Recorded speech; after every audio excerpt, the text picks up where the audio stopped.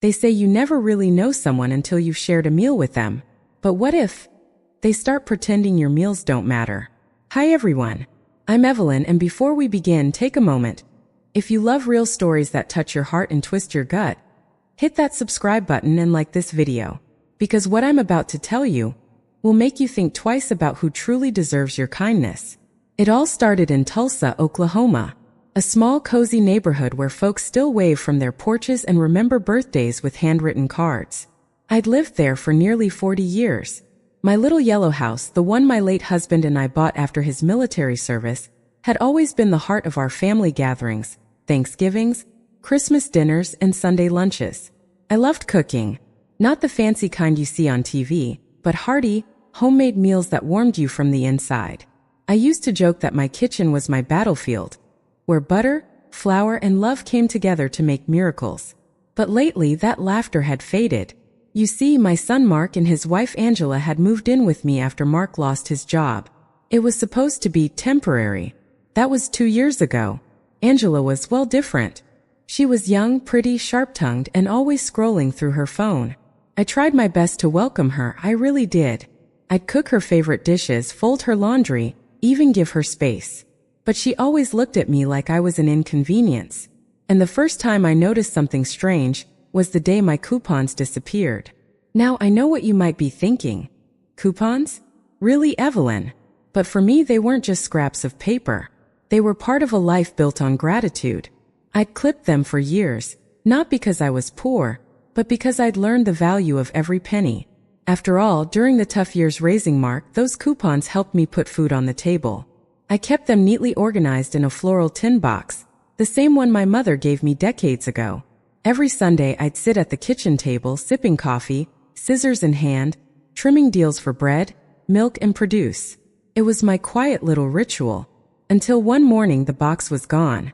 First I thought I'd misplaced it. I looked everywhere, the pantry, the drawer, under the counter. Nothing. When I asked Angela about it, she smirked and said, "Oh, that old thing? I threw it out." You don't need to keep junk like that, Evelyn. It makes the kitchen look cluttered. Cluttered. That word stung more than it should have. I just smiled faintly and said, "Oh, I see. Well, those weren't junk, dear. They were coupons for this week's groceries." She shrugged. "We'll just buy what we need. No need to act like we're broke." That night, I sat quietly at the dinner table, eating less than usual. I told myself it wasn't worth making a fuss. But as the days passed, I began to notice more. Angela started buying prepackaged meals, expensive ones, while the pantry began to look emptier each week. She'd go out for brunches and say, "You can just have cereal, right, Evelyn?" Even worse, she began telling my son things like, "Your mom doesn't need much food. Old people don't eat a lot."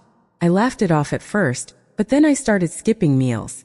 Sometimes by choice, sometimes because there simply wasn't enough left for me. And that's when things started to unravel. Late one evening, while I was tidying up the living room, I overheard Angela on the phone, her voice low but sharp. "No, she won't be around much longer anyway. Once Mark gets the paperwork sorted, we'll finally have the house." My heart stopped. What paperwork?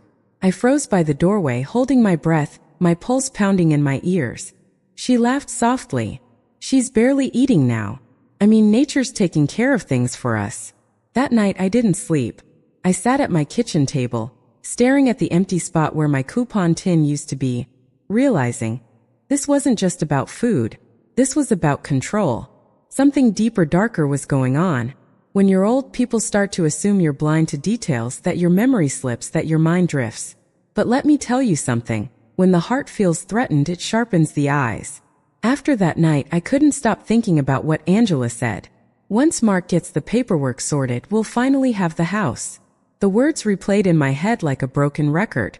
I tried to convince myself I'd misunderstood, that maybe she was talking about refinancing or some home repair plan. But something inside me, a whisper, a gut feeling, said otherwise. So I decided to do what any woman who's been underestimated all her life would do. I started paying attention. Every morning, I'd wake up earlier than usual. While Angela slept in, I'd walk quietly through the house, noting which drawers she'd opened, which papers she'd left scattered. She had this habit of leaving her laptop half open on the counter when she went to check the mail. And one morning I caught a glimpse of something. An email draft. It read, "Hi, Mr. Daniels. Attached are the documents for the transfer. Once approved, Mark and I will handle the remaining taxes. Thank you for expediting the process." Transfer. My heart skipped a beat. Transfer of what? I clicked the screen just long enough to see the document's title before the laptop locked. Property ownership form. 4820 Elm Street. That was my house. The same home my husband and I had built from scratch, brick by brick, memory by memory. I sat down on the stool, gripping the counter. My knees trembled. The betrayal was so sharp it almost made me dizzy. They weren't just living off me. They were planning to take everything. Later that day, when Mark came home, I tried to talk to him, gently at first. "Mark, sweetheart, I noticed some papers about the house. You wouldn't be changing anything without telling me, would you?" He froze for a moment. His jaw tightened. Then he smiled, that fake, careful smile he used when he didn't want me to worry. "Mom, don't stress about that stuff. We're just looking into getting things easier to manage." "Easier?" I asked softly. "Yeah. If something happens to you, it's just a formality. Angela thought it'd make things simpler for all of us." My chest ached. So Angela thought it would be simpler. I tried to breathe steadily, nodding as if I believed him. But deep down I knew. My son wasn't acting on his own. Angela had wrapped him around her little finger, and he couldn't see it. That night, as I lay in bed staring at the ceiling, I decided something. I wasn't going to be the kind of woman who got pushed aside in her own home. The next morning, I went to the grocery store. The same one where I used to spend hours comparing deals, chatting with the cashier who knew me by name. I bought a small notebook and a pen. That notebook became my evidence journal.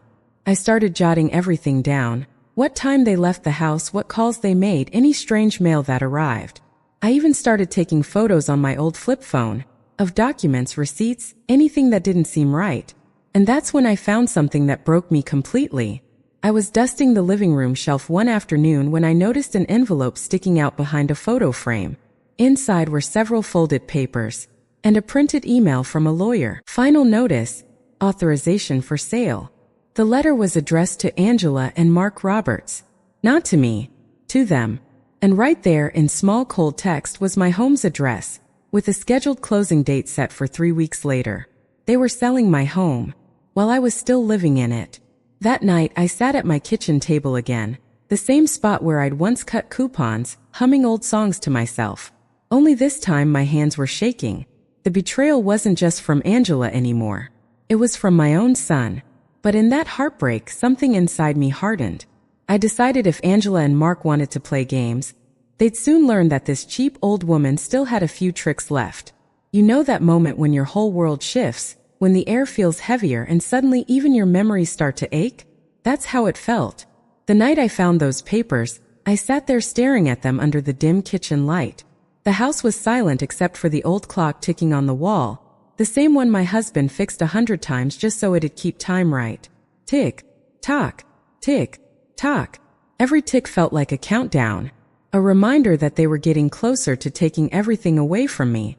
I cried quietly at first, then harder when I realized my tears weren't for the house. They were for the people I thought I could trust. My son, my only child, had turned against me. And for what? A few dollars. A fresh start that didn't include me? I remember whispering into the still air. "You were supposed to protect me, Mark. Not sell me out." I didn't sleep that night. I sat up, staring at the old photo of my husband on the mantel. His face seemed to look back at me, calm, strong, wise. I imagined what he'd say if he were here. Probably something like, "Evelyn, you've faced worse storms. Don't let this one drown you." And that's when I decided I wouldn't let them win. But I needed help. The next morning, I went to the community center. There was a free legal advice booth on Thursdays, mostly for seniors. I'd never gone before, I was too proud. But this time, pride was a luxury I couldn't afford. The volunteer on duty was a young woman named Tamara. Sharp eyes, warm smile, probably in her early 30s. She reminded me of the granddaughter I never had. I handed her the envelope and said softly, "I think my son and daughter-in-law are trying to sell my house." Her smile faded. She read through the papers carefully, eyes scanning every line. Then she looked up and said, "Mrs. Roberts, this is serious. You're still listed as the primary owner, but they filed for power of attorney. If that goes through, they can sell your house legally, even without your consent." My stomach dropped. Power of attorney. That was the paperwork Angela had mentioned. Tamara leaned forward. "You still have time to stop it. We can file a revocation form, but you'll need to prove coercion, that they're acting against your best interests." I took a deep breath. "I can prove it. I just need to gather enough evidence." Tamara smiled. "Then let's make sure they never see it coming." That night, when Mark and Angela came home, I acted normal, quieter, softer even. Angela was bragging about a new investment opportunity, laughing loudly while I washed dishes. Mark didn't look me in the eye. Played my part. The fragile, forgetful mother. The woman too tired to notice things. But when they went to bed, I started my new ritual. I'd sneak into the living room, quietly photographing every document they left lying around. Bank statements, emails, even a few scribbled notes that looked like budget plans. I found one that made my heart freeze. Profit after sale equals $212,000. Mom's share equals zero. Zero. They hadn't even planned to give me a cent. I clenched my fists so tightly around my phone that my knuckles turned white. I wanted to scream, to wake them up and throw that note in their faces. But instead, I took a deep breath and whispered to myself, "Not yet. They won't see me coming." Days passed. I met Tamara secretly twice a week. We worked on gathering enough to prove fraud and intent. I signed affidavits, notarized statements, and handed over every photo, every note. But the more I uncovered, the worse it got. Angela wasn't just trying to sell my home. She had opened a joint account under my name and was moving small amounts of money from my pension each month. $200 here, $300 there. I hadn't noticed because I rarely checked online banking. I still used paper statements, and Angela had offered to manage them for me. That's when the shock turned into fury. And fury, when harnessed by a quiet woman, becomes the sharpest weapon. The turning point came one afternoon when Angela came home with shopping bags, designer clothes, new shoes, the whole deal. I was making soup when she walked in and tossed the bags on the couch. "Angela," I said softly, "those look expensive." She smiled. "Oh, don't worry, Evelyn. I used our money." Our money. The words twisted in my gut like a knife. That night, after they went to sleep, I took my notebook and wrote one single line. "They think I'm powerless. Let's remind them who built this house." If you're still here listening, if your heart's pounding like mine was that night, take a second to like this video. It helps more people find these stories.